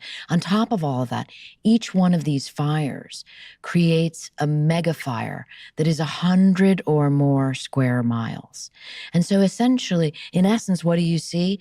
Well, in the scenario at minute 72, 1,000 Russian nuclear weapons land on the United States. And so it just becomes a conflagration of fire.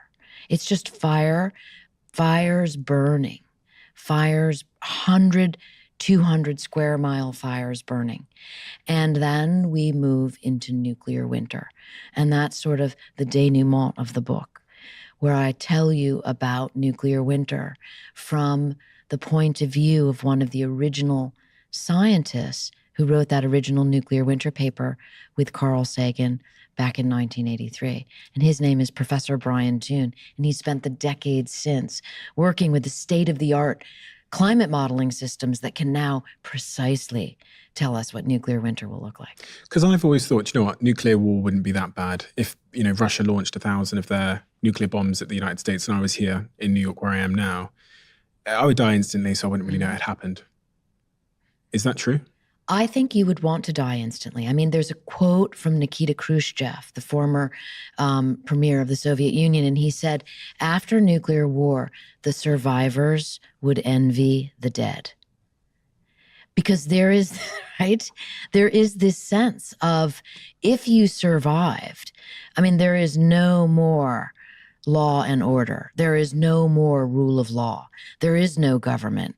Craig Fugate made that very clear. The bunkers that the people in the military command and control centers would be in, let's say the secret bunkers, not the ones that are targets that Russia's going to take out, that I write about in the book, but the smaller ones, those are going to only function for as long as there's gasoline to run the diesel generators. And then those people are going to have to come out. And who's left?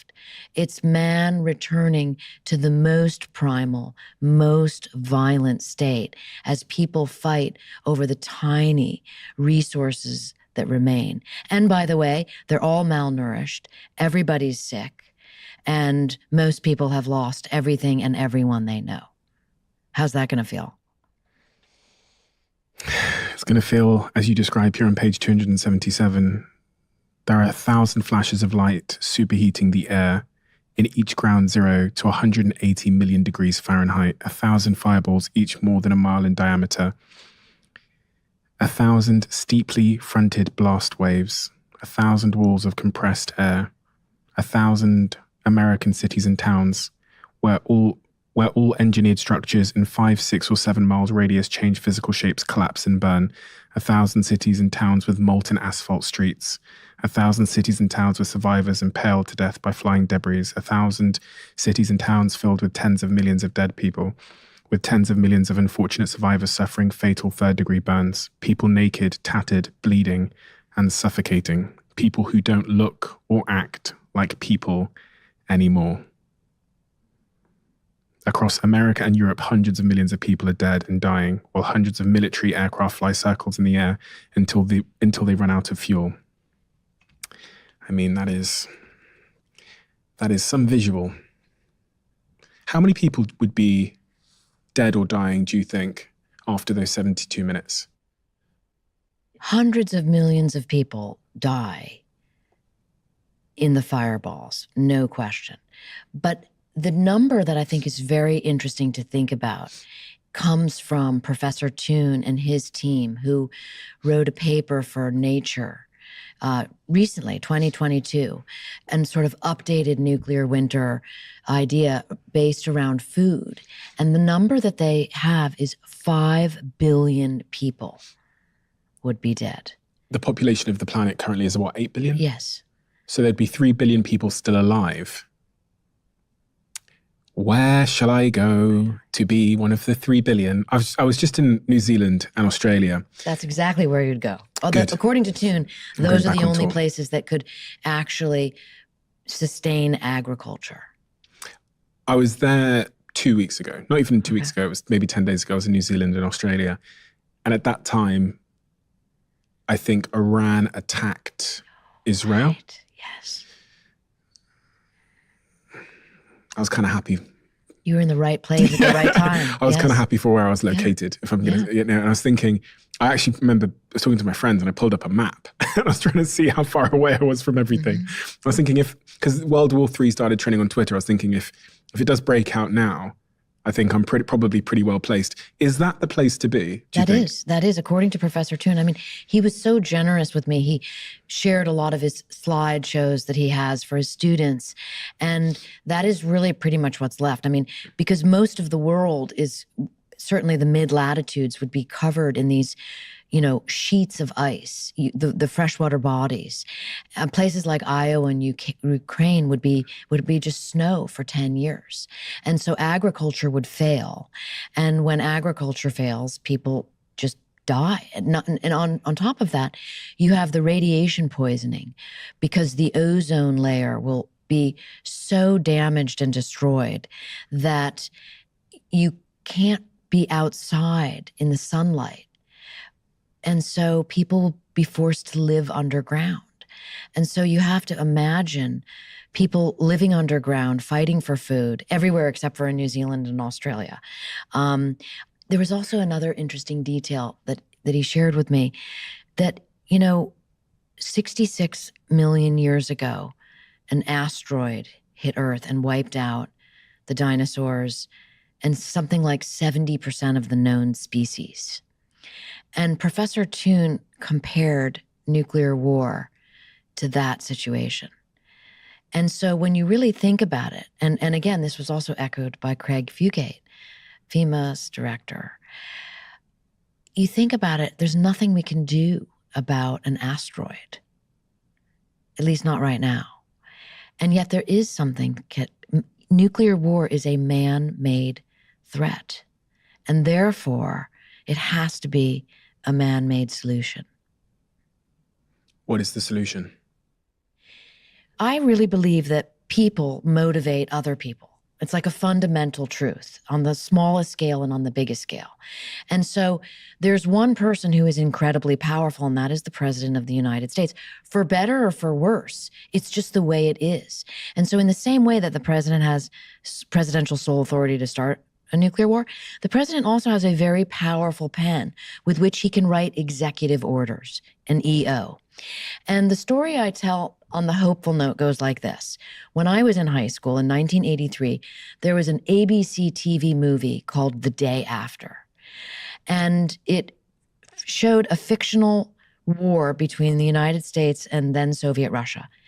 It was horrific and terrifying, okay? 100 million Americans watched it. 100 million Americans. It's like the third of the population. And I think it was half the population then. President Reagan was one of those Americans. He had a private screening at Camp David. His advisors told him not to watch it. He did watch it. Before that, President Reagan was a hawk. He was pro-nuclear weapons. His position was the more nuclear weapons, the better. He was the one putting nuclear weapons in space with the Star Wars program, the SDI program, okay? He couldn't have been more pro-deterrence supremacy. He saw The Day After, and he changed his position. He wrote in his White House journal that he became greatly depressed. His words. And he reached out to Gorbachev. And then they had a Reykjavik summit, a summit in Iceland, Reagan and Gorbachev. And through communication, right? Through both of them realizing this is madness, realizing what could happen, seeing The Day After and realizing, my God, this cannot happen. And they famously issued a statement that said, the joint statement between the two of them said, a nuclear war cannot be won and must never be fought. And the result of the Reykjavik summit was that the world has gone from 70,000 nuclear warheads. That was the all-time high. 70,000. Why do you need 70,000 nuclear warheads. That's what there were in 1986. And now, here we are, because of the reductions, because of the treaties, thanks to those two, 12,500 approximately nuclear warheads. That is the movement in the right direction. And it came from a dramatic story being told. And it came from the president taking action because people would not stand for this anymore. There were massive protests. Do you believe we could ever get to zero? Honestly. That is for the disarmament experts. I like to stay in my lane as a storyteller, as an investigative journalist. I like to give you the dramatic, fast read and then pass the baton to those who have been working on that issue for decades, because boy, are they qualified.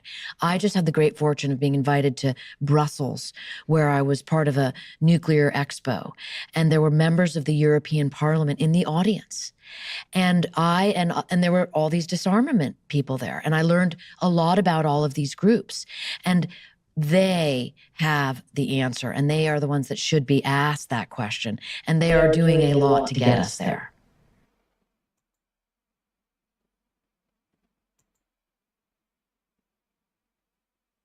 Okay. Napanood natin yung video tungkol dito sa posibleng mangyari, no? Kung halimbawang maganap itong nuclear war na to, Itos. Yeah, it is nakakatakot talaga, but it's good that you have people like this online, 'di ba? Yes. Nasa YouTube, nasa X, warning us about this. Kasi kung hindi, madadala tayo sa mga propagandista, 'di ba? Parang gusto na ng gera pero hindi na iniisip yung future or hindi na iniisip yung taong bayan. Ang iniisip na nila politiko. At palagay ko sa utak nila, iniisip nila hindi talaga mangyayari. At sinasabi ko na sa kanila ngayon, napakatangan nyo kung mag-iisip kayo ng ganyan.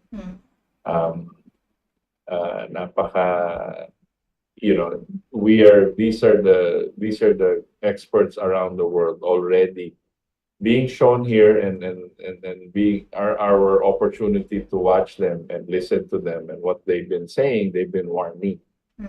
Walang gusto ng gera. And because it will not benefit anybody. And the way nuclear bombs work, missiles work, walang mabubuhay. Lahat talo. Hindi mangyayari dyan. There are other videos na pwede natin i-discuss kung ano talagang epekto. Marami po sa YouTube, marami po sa X. Mag-research lang po kayo yung effects ng nuclear war at paano mag-uumpisa to. If ever. Teorya po ng mga nag-iisip ng ganyan. Pero nakakatakot talaga. And that's why all the more we have to listen to people that are rational and talaga nag-iisip na sa tama. Diplomacy is the best course. Nobody wants nuclear war. Yun lang po, Kat. That's my reaction.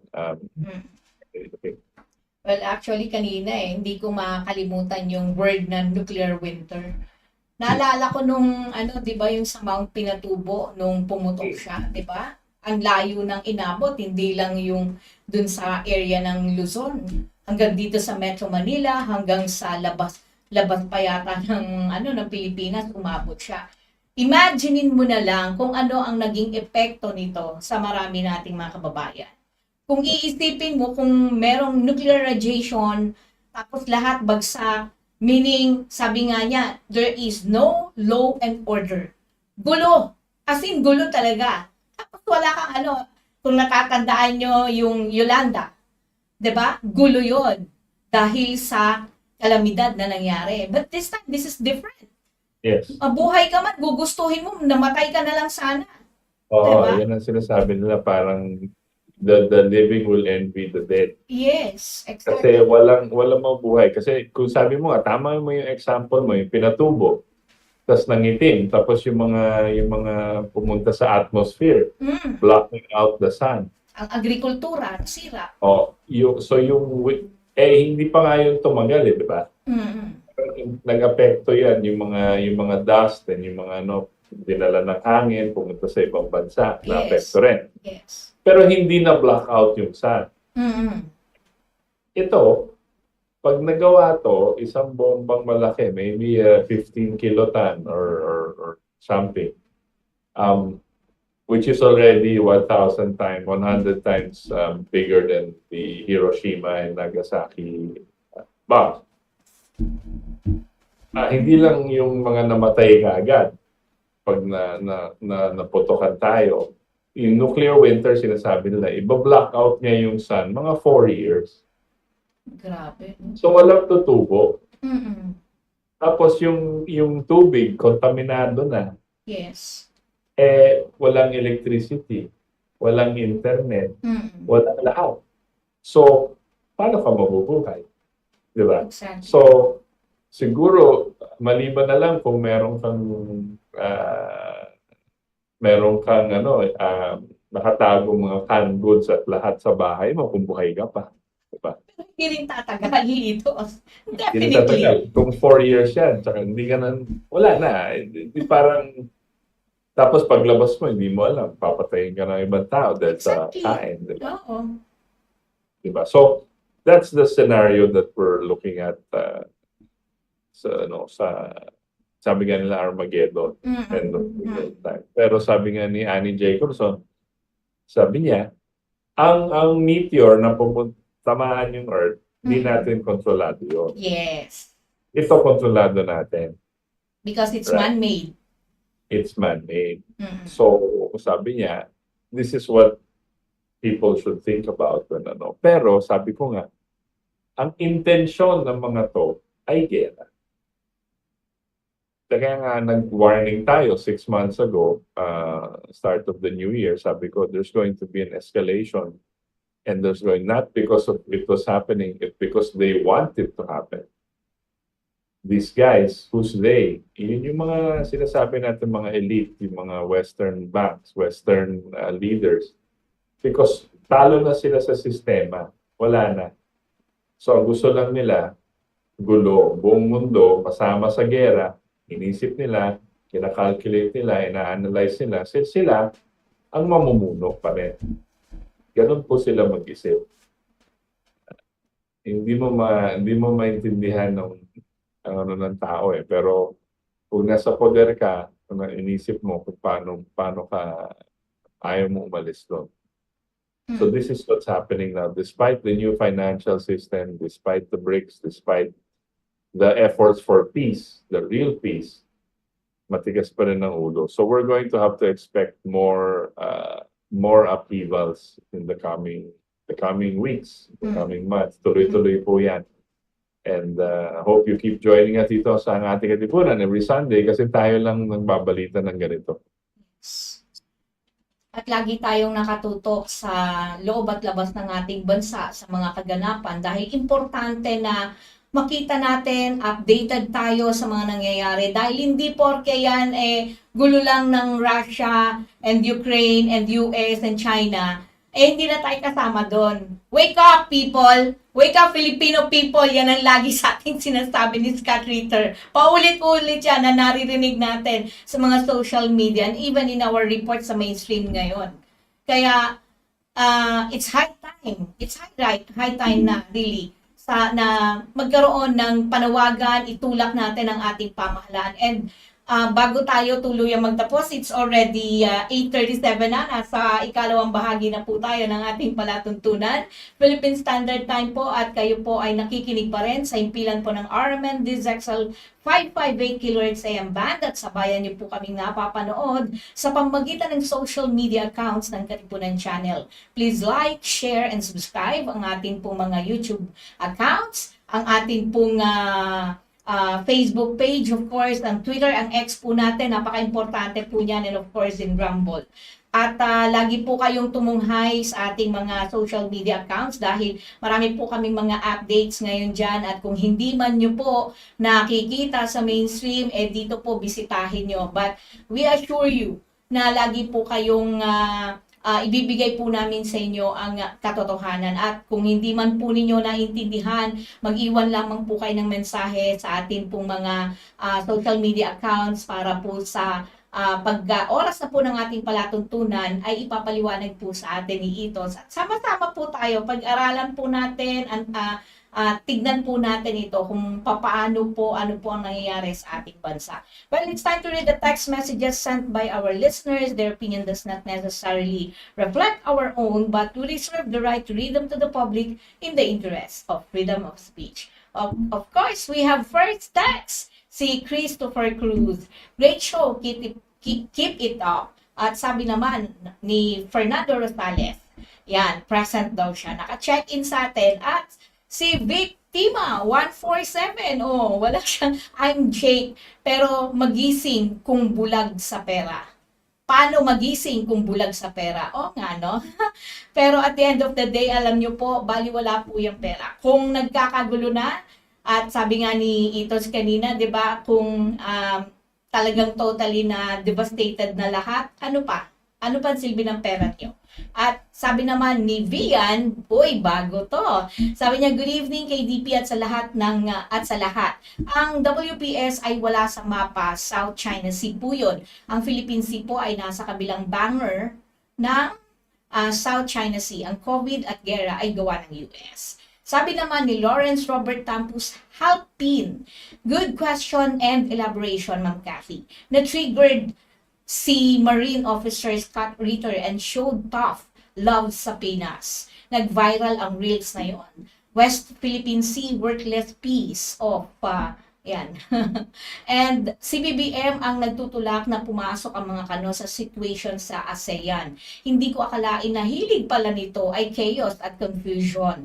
Yung peace conference for me is to pressure Russia to the Western demands. They don't want peace. Para si Junior, ikot ng ikot. Zelensky, 2.0 talaga. Grow up. BBM, Gibo, Anyo, Tariela, Batong Bakal, Haidiran, Virus, et al. At mula naman kay Richard Ong, West Philippine Sea wasn't recognized by any geographical publishing company because it's not even recognized by UN. At mula naman kay Joey Realmidi, bakit ayaw makipag-usap si Leonor sa Beijing para diplomacy? Walang girian. Ayaw kasi ng kano na gawin ni Junior. Ano sabi ni Scott Ritter sa Pinoy? Grow up! At mula naman kay Gina Benbiahe, good evening to all, especially to Sir Itos and Kat. OFW from Cyprus. Thank you for keeping us being informed. At mula naman kay Cappuccino, masarap ang kape mo. Titigil lang si Putin kung ibibigay ni Zelensky yung territory na gusto ng Russia. At mula naman kay Richard Ong, titigil si Putin kung ititigil ng US-led NATO ang expansions to curb Russia. US was behind NATO. Only the destruction of US will end wars. At sabi ni Rosales, USA nga, di mananalo sa China. Puro antik pa ang armas na bigay sa atin. May 20 pa tapos, May 20 pa tapos ang presidency ni Zelensky. Kung kaibigan ka, hindi ka isasabak sa gulo sa kapakinabangan niya. Love thy neighbor and China is our neighbor. At sabi naman ni Arguelles Joselito, alin po ba mapa ang kinikilala ng United Nations, WPS o Treaty of Paris na binigay sa atin? At sabi naman ni Ong, Arguelles Joselito, there is no such thing as WPS. Walang West Philippine Sea at gawa-gawa lang ni Noynoy Aquino ang WPS. Walang World Atlas ang nakalagay sa WPS. At mula naman kay Guys Counter, nang dahil sa maliliit na bato sa South China Sea, makikipagpatayan ng Pilipinas para sa US laban sa China at maaaring magsimula ng pandaigdigang nuclear world war. Diyos ko!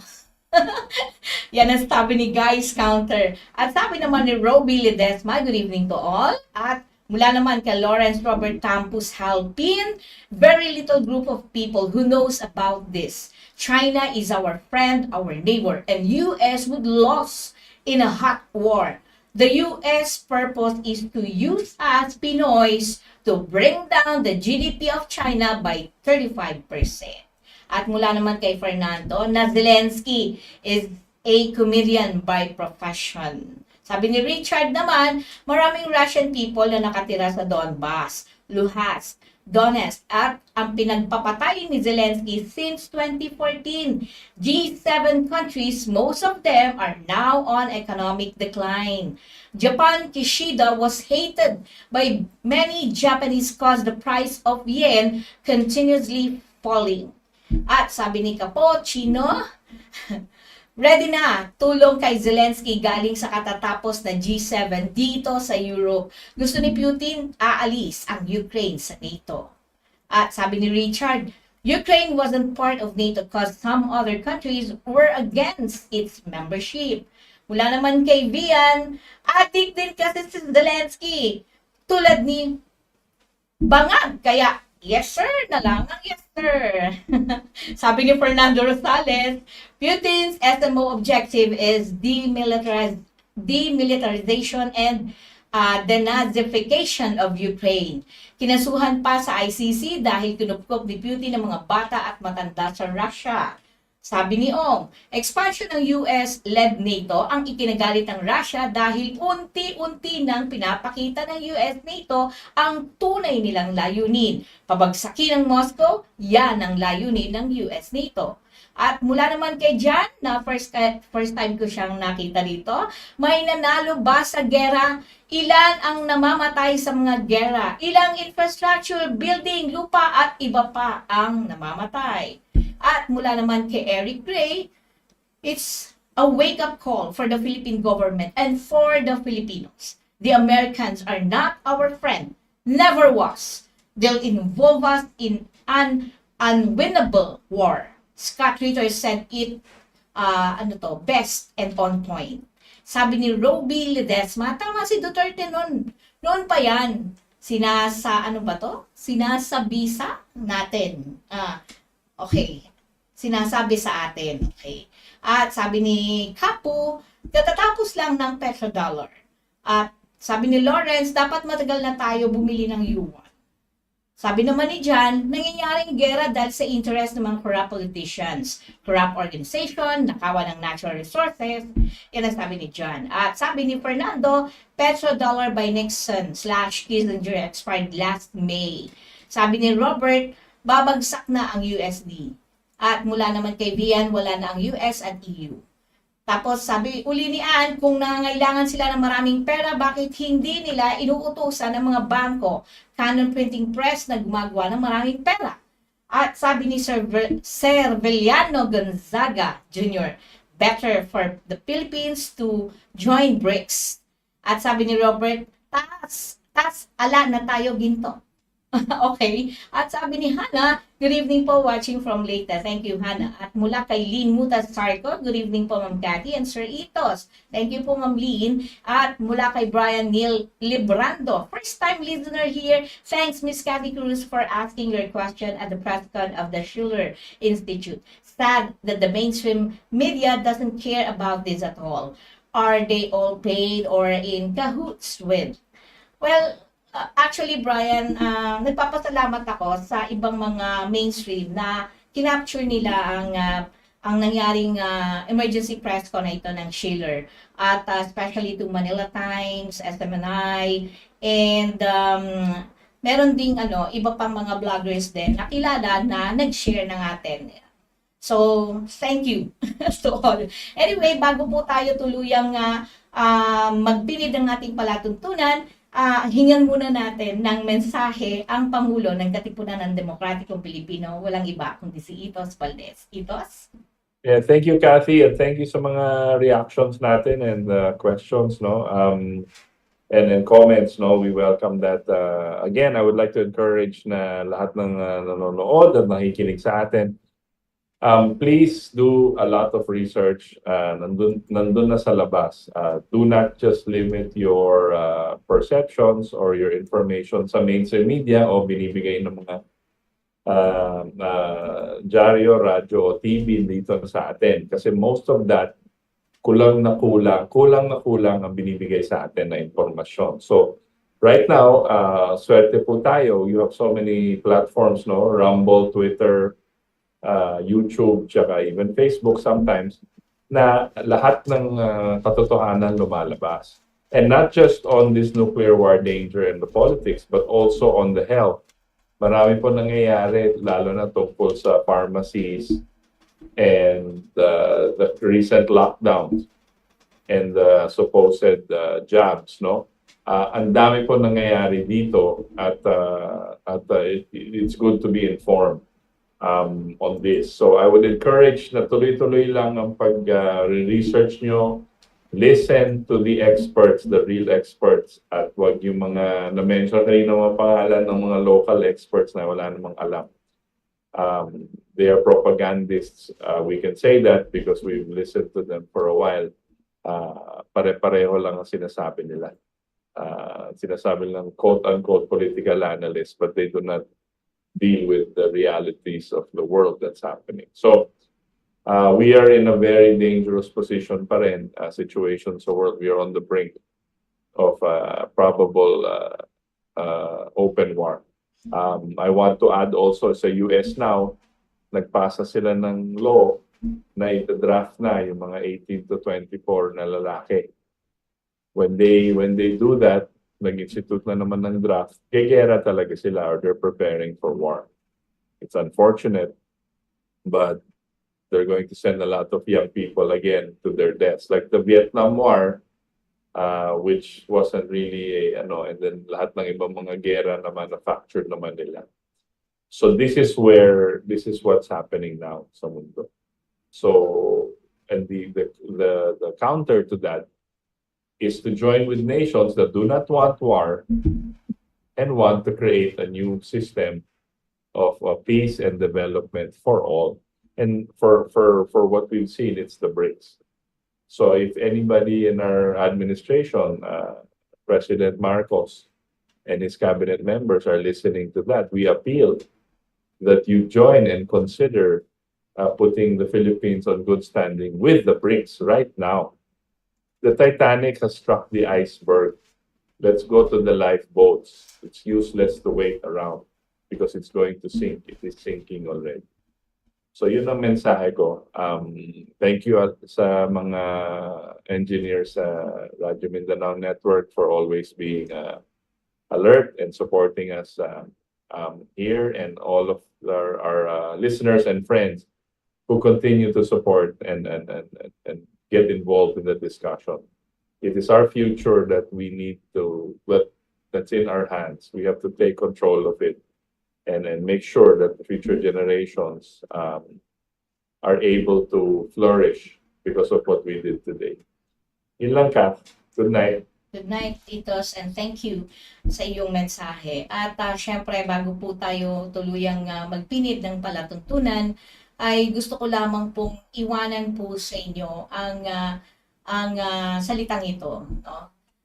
Tandaan po natin, anuman po ang ginagawa natin ngayon, mababaliwala yang mga pangarap ninyo at gagawin pa ng ng pamahalaan natin na sinasabi nilang para bumuti ang buhay natin kung tayo ay haharap sa isang digmaan.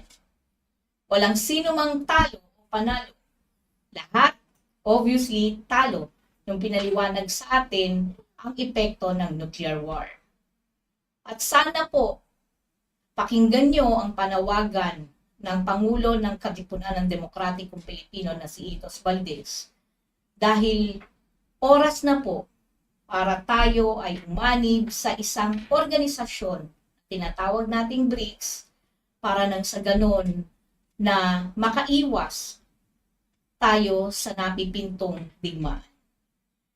Lagi po tayong maging mapagmatsyag, suriin at alamin ang katotohanan, maging bukas ang tenga at kaisipan Matutong magsaliksik at balikan ang kasaysayan dahil nagbibigay ito sa atin ng aral upang mailantad kung sino ang tunay na sinungaling na sumisira sa ating bansa at sa buong mundo. Huwag matakot manindigan sa tama. Hindi ito madali. Ilabas ang katotohanan dahil sa dulo, tayo ang lilikha ng isang makatarungan, payapa at maunlad na kinabukasan para sa ating kabataan.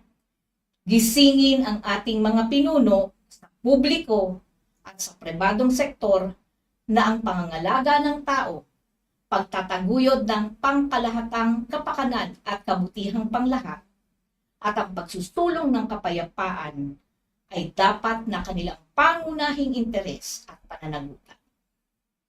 With that, sa ngalan po ng Katipunan o Katipon ng palatuntunang ito, at ang pamunuan ng Radio Mindanao Network at Katipunan Channel, lalo na po yung mga magagaling natin transmitter engineers at technician, mga broadcast technician sa loob at labas ng himpilan po ng DZXL kay Ver Archivido, kina Engineer Dominador Abogado, Valentin Villafica, Resurrection Ray Albesa, kay Erwin Makatangay, Cecilio Valencio, Alex Abelon Sr., kay Chris Narvaez, Daniel Fagunilo, kay Richard Ramirez, maraming pong salamat sa inyo at sa lahat po ng bumubuo at pamunuan po ng RMN DZXL.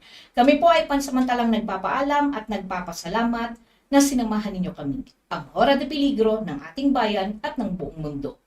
Hanggang sa linggo pong muli mga katipon, alas 7 hanggang alas 9 ng gabi. Magandang gabi po sa inyong lahat.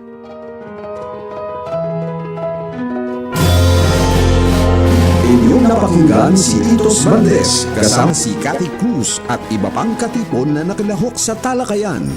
Ating Katipunan. Samahang muli si Itos Valdes sa susunod na linggo alas 7 hanggang alas 9 ng gabi sa himpilan ng RMN DZXL 558 kHz AM band at social media accounts ng Partido KDP.